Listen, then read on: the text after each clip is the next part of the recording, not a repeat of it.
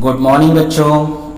मैंने आप लोगों को पिछली क्लास में विद्युत अपघटनी वियोजन का सिद्धांत बताया था और विद्युत अपघट्य के बारे में, और कौन से पदार्थ सुचालक होते हैं, कौन से कुचालक, और कौन से आयनाइजेशन किस तरीके से होता है, उसकी कौन से सिद्धांत होते हैं, आयनाइजेशन पर कौन कौन सी चीज़ें प्रभाव डालती हैं, इन सब चीज़ों के बारे में हम लोगों ने स्टडी कर ली थी। अब हम लोग आज कॉन्सेप्ट ऑफ एसिड के बारे में पढ़ेंगे।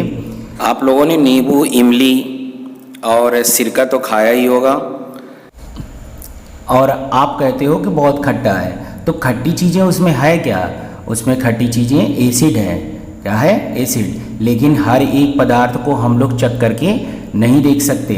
अब चख के नहीं देख सकते तो जैसे लैब में आप जाओगे, केमिकल, बहुत से केमिकल रखे रहते हैं। वाटर जैसी दिखने वाली चीज़ वाटर नहीं है। वाटर हो भी सकती है, नहीं भी हो सकती, लेकिन मोस्टली वाटर जैसा दिखता है बहुत सी चीज़ें, लेकिन उसमें एसिड भी हो सकता है। अगर आप उससे खिलवाड़ किए तो आपके ऊपर बुरा इफेक्ट पड़ सकता है। तो इसलिए आपको एक चीज़ जानना ज़रूरी है कि कौन से पदार्थ को हम किस तरीके से चेक कर सकते हैं कि एसिड है कि नहीं है। पानी जैसी दिखने वाली चीज़ एसिड है कि नहीं है। सिंपली उसको तो अभी बताएंगे, बहुत से तरीके से उसको जान सकते हैं, लेकिन हर काम टेस्ट करके नहीं जाना जा सकता। तो सबसे पहली चीज़, पुरानी अवधारणाएं थी कि जो चीज़ें स्वाद में खट्टी होंगी उनको हम लोग एसिड कहेंगे। लेकिन यहाँ पर दूसरे कॉन्सेप्ट ये था कि लिटमस पेपर नेचुरली लाइकेन से बनता है। उसकी चर्चा कभी करेंगे हम। तो लाइकेन से बनने वाला एक लिटमस पेपर छोटा सा होता है नीले कलर का, उसको अगर एसिड में डाला जाएगा तो लाल हो जाएगा। ये इंडिकेटर है। क्या है? इंडिकेटर, जिससे हम लोग एसिड और बेस को पता करते हैं, उसको इंडिकेटर कहते हैं। तो फिलहाल ये इंडिकेटर एक यहाँ पर है। एसिड में अगर ये डाला जाएगा तो उसको क्या कर देगा? लाल कर देगा। नीले लिटमस पेपर को लाल कर देता है। ये तो पुरानी अवधारणा है, ये तो आपको लैब में मिल ही जाएगा, और ये चेक करके आप हर चीज़ को नहीं टेस्ट करेंगे। फिलहाल आप यहाँ पे जानिए कि एसिड में, नींबू में कौन सा एसिड होता है? सिट्रिक एसिड होता है। इमली में टार्टेरिक एसिड होता है। सिरके में एसिटिक एसिड होता है। एसिटिक एसिड आपको पढ़ना भी है, ऑर्गेनिक केमिस्ट्री में आप लोग उसको पढ़ेंगे। आइए फिलहाल कि अर्हीनियस एक साइंटिस्ट थे। अर्हीनियस एक जगह और आ चुके हैं जिन्होंने विद्युत अपघटनीय वियोजन का सिद्धांत दिया था, याद होगा पिछले क्लास में मैंने बताया था। इन्होंने ऐसे पदार्थ जो जल में घुल करके हाइड्रोजन आयन दें, हाइड्रोजन आयन बोले तो जानते हैं H+ दें, उसे क्या कहते हैं? हम एसिड कहते हैं। तो यहाँ पे हम लोग कुछ एसिड के बारे में देखते हैं। देखिए आर्हीनियस ने क्या कहा था कि कोई भी पदार्थ जैसे HCl है, HCl क्या काम करेगा? ये H+ और Cl- में आयनित हो जाएगा। ये हाइड्रोजन आयन, तो इसने हाइड्रोजन आयन दिया, इसलिए ये क्या होगा? एसिड होगा। तो अर्हीनियस के अनुसार क्या था कि कोई भी पदार्थ जो जल में घुल करके हाइड्रोजन आयन दे उसे क्या कहेंगे? एसिड कहेंगे। H2SO4 का नाम सुना होगा, सल्फ्यूरिक एसिड। सल्फ्यूरिक एसिड भी क्या करेगा? H+ और SO4- नहीं टूटेगा, तो ये भी H+ आयन दिया, इसलिए ये भी एसिड है। HNO3 का नाम सुना होगा, ये भी क्या करता है? H+ आयन देगा और HNO3-। तो यहाँ पे भी H+ आयन इसने दिया, तो नाइट्रिक एसिड भी क्या हो गया? ये भी एसिड हो गया। ये भी पदार्थ क्या है? एसिड है। और एसिटिक एसिड का नाम सुना होगा। एसिटिक एसिड का फार्मूला CH3COOH। ये भी जब टूटेगा तो ये बनाएगा H+ और CH3COO- एसिटेट आयन। ठीक है, तो यहाँ पे ये भी पदार्थ क्या हो गया? एसिड हो गया। तो जितने भी पदार्थ हैं अगर H+ आयन दें तो इसको क्या कहेंगे? एसिड कहेंगे। ये तो सब पदार्थ क्या हो गए? एसिड। तो अर्हीनियस ने क्या बताया कि ऐसे पदार्थ जो जल में घुल करके हाइड्रोजन आयन देंगे उसे क्या कहेंगे? आगे देखिए यही हाइड्रोजन आयन वाटर के साथ ऐड हो जाता है, जलयोजित हो जाएगा। हाइड्रोजन आयन जलयोजित हो जाएगा और ये बनाएगा हाइड्रोनियम आयन। ये क्या है? Hydronium ion. एसिड की एक डिफिनीशन इससे भी बना सकते हैं कि वे पदार्थ जो जल में घुल करके हाइड्रोनियम आयन बनाते हैं उसे क्या कहेंगे, एसिड कहेंगे। अब हाइड्रोनियम आयन का बनना तभी संभव है जब H+ आयन हो, और होगा तभी बनेगा एसिड।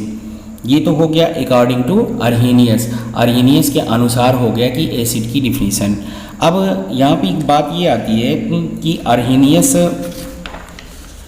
अर्हेनियस ने जो बताया वो केवल जलीय विलयन के लिए ही संभव था।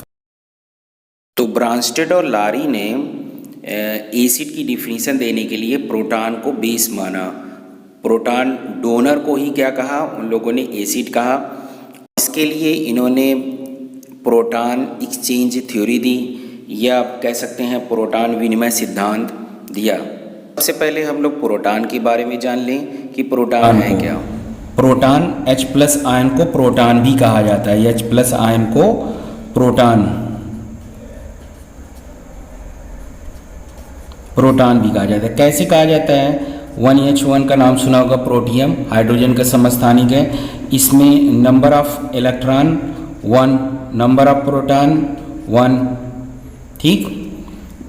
अब एक इलेक्ट्रॉन अगर ये इसने दे दिया तो ये S से क्या हो गया, H+ में कन्वर्ट हो जाता है, एक इलेक्ट्रॉन दे दिया, ठीक।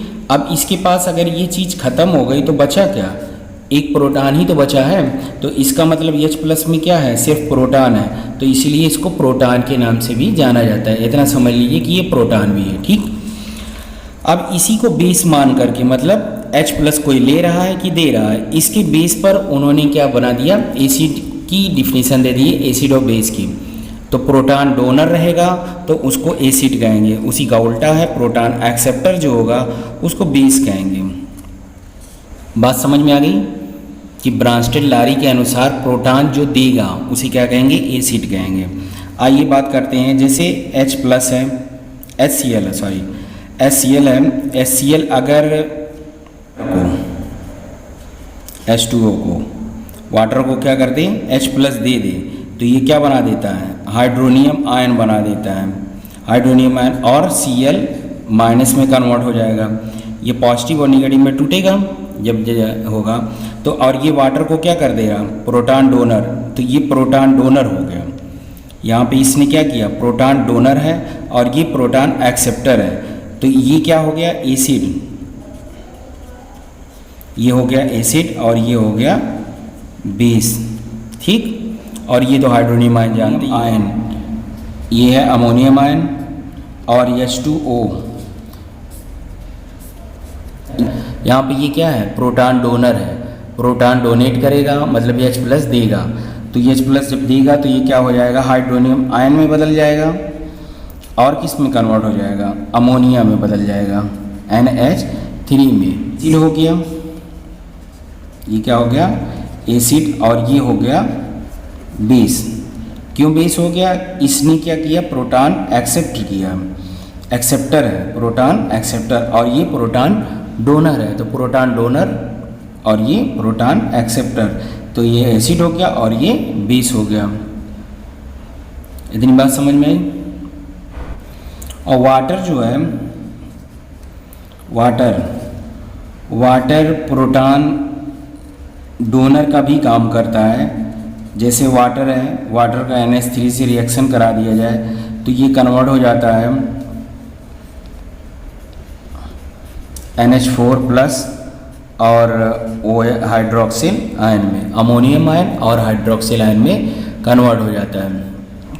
यहाँ पे वाटर जो है वो प्रोटॉन डोनर है, ये प्रोटॉन डोनेट करता है अमोनिया को और अमोनियम में बदल जाता है। अमोनिया किस में बदल जाता है, अमोनियम आयन में बदल जाता है, और वाटर हाइड्रोक्सिल आयन में कन्वर्ट हो जाता है। तो यहाँ पे ये एसिड की तरीके से बिहेव कर रहा है। यहाँ पे तो बेस है, तो एसिड और बेस दोनों तरीके से वाटर बिहेव करता है। तो यहाँ पर एसिड है और ये क्या है, बेस। क्यों बेस है, क्योंकि ये प्रोटॉन एक्सेप्टर है और ये प्रोटॉन डोनर है। ठीक है, यहाँ से प्रोटॉन और डोनर और एक्सेप्टर की बात आप लोग समझ गए।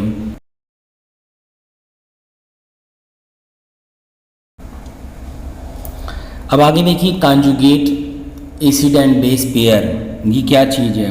पेयर एसिड और बेस के वे पेयर जिसमें केवल, या पेयर या युग्म कह सकते हैं, जिसमें केवल एक प्रोटॉन का अंतर होता है उसी को हम लोग क्या बोलते हैं, कॉन्जुगेट एसिड बेस पेयर बोलते हैं। अब जिसके पास एक प्रोटॉन अधिक होगा उसे कॉन्जुगेट एसिड कहेंगे, जिसमें 1H प्लस ज़्यादा होगा उसे क्या कहेंगे, एसिड कहेंगे, और जिसमें एक प्रोटॉन कम होगा उसे बेस कहेंगे। तो कॉन्जुगेट एसिड बेस पेयर तो समझ ही गए, अम्ल व क्षार के वे युग्म या जोड़े जिसमें केवल एक ही प्रोटॉन का अंतर होता है उसे कॉन्जुगेट एसिड बेस पेयर कहते हैं। आइए देखते हैं, एग्जांपल से समझ लेते हैं। जैसे यहाँ पर HNO3 है, क्या है, HNO3, और वाटर से रिएक्शन किया, और रिएक्शन करने के बाद इसने क्या किया, एक प्रोटॉन डोनर, ये प्रोटॉन इसके पास एक ज़्यादा है, इसके पास एक कम है, इसने एक प्रोटॉन इसको दे दिया, तो ये किस में कन्वर्ट हो जाएगा, हाइड्रोनियम आयन में बदल जाएगा। और क्या बदलेगा, नाइट्रेट आयन में बदल जाएगा। तो ये प्रोटॉन डोनर है और ये प्रोटॉन एक्सेप्टर, इसलिए ये एसिड होगा और ये क्या होगा, बेस होगा। यहाँ पे क्या होगा, यहाँ पे ये एक प्रोटॉन इसके पास क्या है, दे सकता है, और ये एक प्रोटॉन ले सकता है, इसलिए ये क्या है, बेस। यहाँ पे ये क्या है, एसिड। क्लियर हो गई बात। नेक्स्ट देखिए, H2CO3 H2O में जब डाला जाएगा तो ये जानते ही हो, एक H प्लस इसको देगा तो ये बना देगा हाइड्रोनियम आयन, और ये क्या बनाएगा, HCO3 बाइकार्बोनेट में ये टूट जाएगा। तो यहाँ पे ये कार्बोनिक एसिड है, तो कार्बोनिक एसिड यहाँ पे क्या है, यहाँ पे कार्बोनिक एसिड हो गया एसिड, और ये हो गया बेस, और ये हो गया एसिड, और ये हो गया बेस। क्यों एसिड हुआ, क्योंकि ये प्रोटॉन डोनर है और ये प्रोटॉन एक्सेप्टर है। ये क्या है, प्रोटॉन एक्सेप्टर है, ये प्रोटॉन डोनर है। तो इस तरीके से प्रोटॉन डोनर और एक्सेप्टर के बेस पर आप लोगों ने ब्रांस्टर-डल्लारी के हिसाब से एसिड और बेस को समझ लिया। ठीक, यहाँ पे मैं कुछ और चीज़ें दे रहा हूँ ब्रांस्टर-डल्लारी के हिसाब से, आप बताइए कि वो एसिड है कि बेस। जैसे Cl।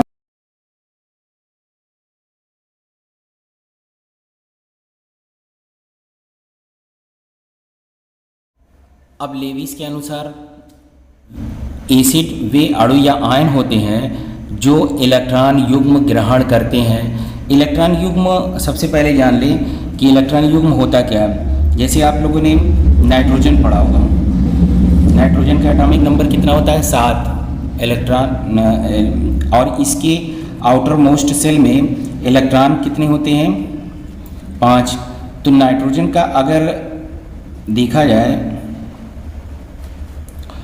तो 3 तो बॉन्डिंग बना लेगा, 5 तो इलेक्ट्रॉन है ही है, 5 इलेक्ट्रॉन है, 5 में 3 बॉन्डिंग बनाने में हेल्प कर देगा, और 2 बचा रह जाएगा। जो बचा रह जाता है वही क्या कहलाता है, लोन पेयर इलेक्ट्रॉन कहलाता है, या इलेक्ट्रॉन युग्म कहलाता है। तो इलेक्ट्रॉन युग्म डोनर जो होगा वो बेस होगा, और इलेक्ट्रॉन युग्म एक्सेप्टर जो होगा या ग्राही जो होगा उसे क्या कहेंगे, एसिड कहेंगे। नाइट्रोजन ये हो गया। यहाँ पे देखिए हाइड्रोजन से अगर ये साझा कर ले, ये हाइड्रोजन से साझा कर ले, ये हाइड्रोजन से साझा कर ले, तो इसकी वैलेंसी कंप्लीट हो जाती है। और इसकी वैलेंसी जब कंप्लीट हो जाएगी तो ये इलेक्ट्रॉन बचे रहेंगे, ये इलेक्ट्रॉन बचे रहते हैं। इसी इलेक्ट्रॉन को कहा जाता है इलेक्ट्रॉन युग्म।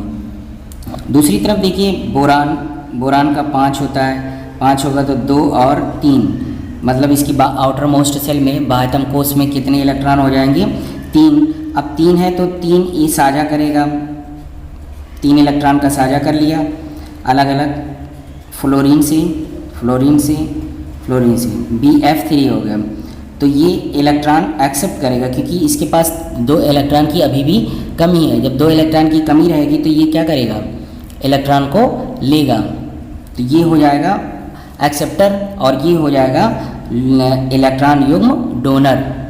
इलेक्ट्रॉन युग्म दाता हो गया, इलेक्ट्रॉन युग्म ग्राही हो गया।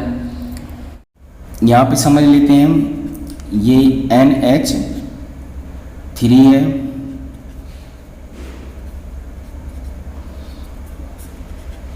ये B को क्या करेगा,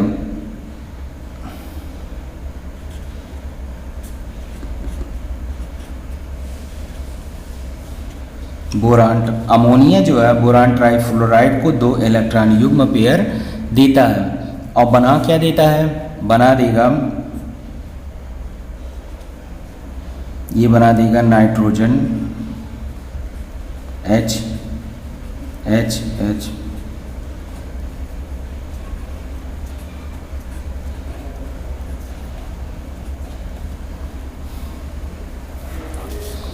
तो यहाँ पे लोन पेयर इलेक्ट्रॉन डोनर, ये क्या हो गया, लोन पेयर इलेक्ट्रॉन डोनर हो गया, ये लोन पेयर इलेक्ट्रॉन एक्सेप्टर हो गया। तो ये लुईस एसिड कहलाएगा, लुईस एसिड, लुईस बेस।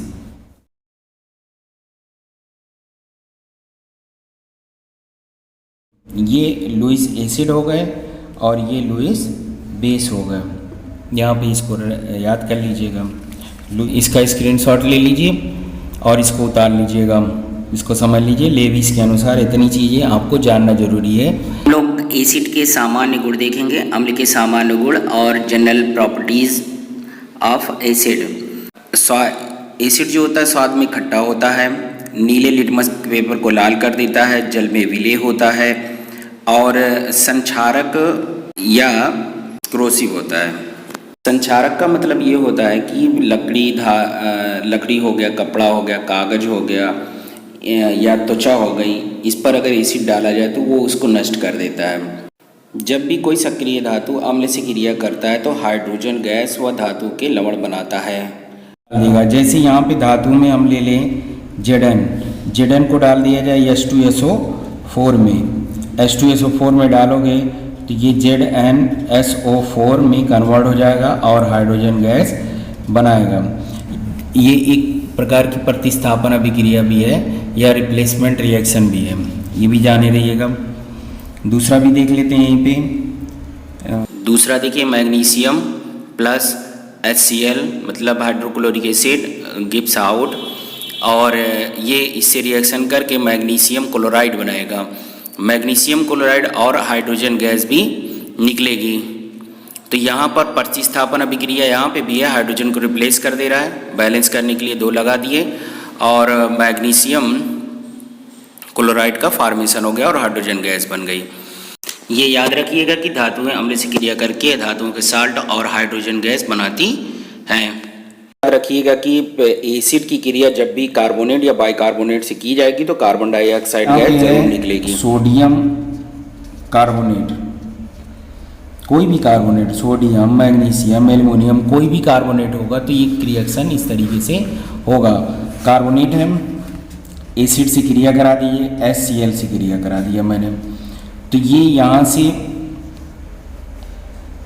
से निकल जाएगा कार्बन डाइऑक्साइड गैस। ठीक, अब ये 2 Na है, 2 NaCl से मिल जाएगा, धातु के साल्ट बना लिए, 2 है, 2 लगा दिया गया। तो 2 क्लोरीन करने के लिए यहाँ पर 2 किया, 2 सोडियम, 2 क्लोरीन करने के लिए 2 लगा दिया, 2 H है, एक O यहाँ पे बचा हुआ है, ये बन जाएगा H2O।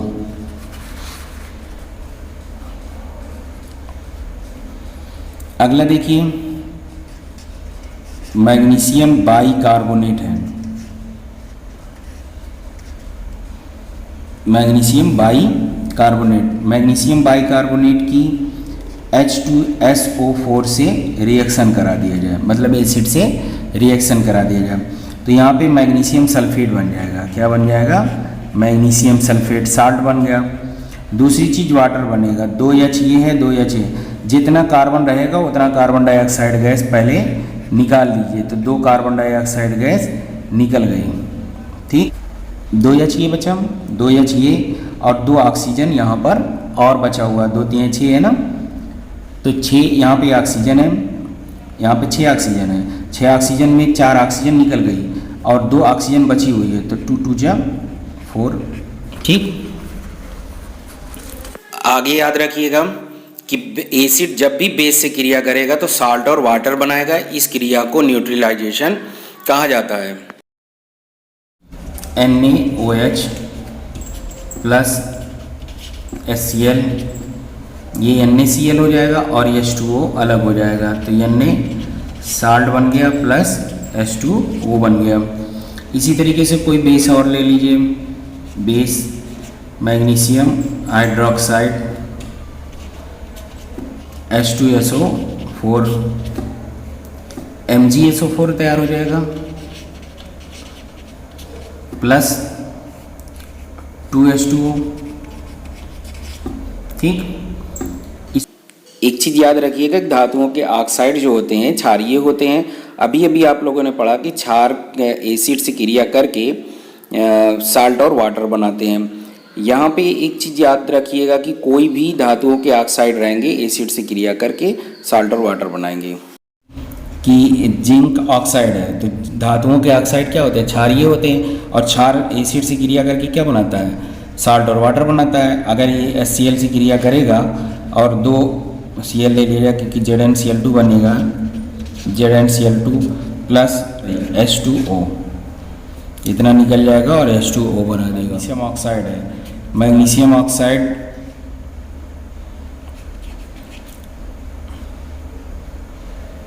H2SO4, magnesium sulphate plus H2O। Calcium oxide है, कैल्शियम ऑक्साइड H2SO4,